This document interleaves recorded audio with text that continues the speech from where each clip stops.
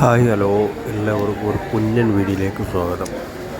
ഞാൻ മധ്യപ്രദേശിലും യു.പിയിലും റെയിൽവേ സ്റ്റേഷനിൽ ഒരു പ്രത്യേക കാര്യം കാണാനിടയായി.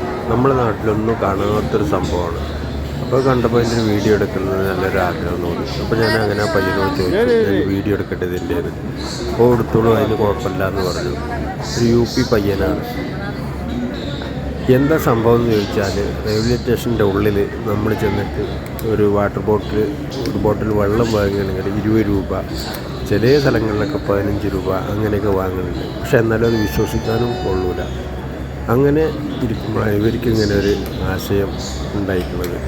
അതായത് 10 രൂപക്ക് വെള്ളം കൊടുക്കുക എന്നുള്ളത്.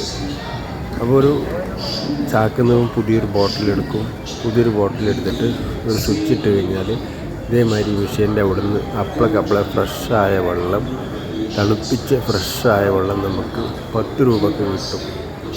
ഇതൊരു കമ്പനിൻ്റെയാണ്.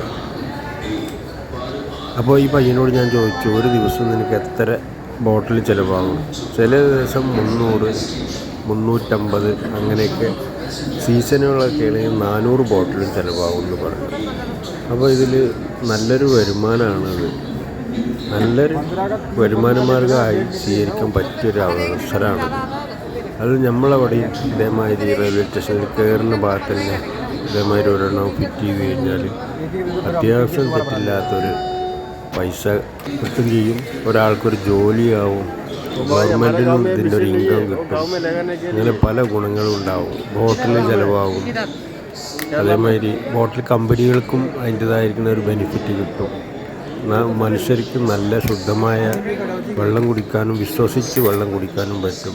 പിന്നെ ആഗ്രയിൽ ചെന്നപ്പോഴും, നമ്മൾ റെയിൽവേ സ്റ്റേഷനിൽ ഇറങ്ങിക്കഴിഞ്ഞ് വെളിയിൽ വന്നു കഴിഞ്ഞാൽ ആ പുറത്ത് ഇതേമാതിരി ഇങ്ങനത്തെ മൊബൈൽ ഔട്ട്ലെറ്റ് ഉണ്ട് ഇതിൻ്റെ.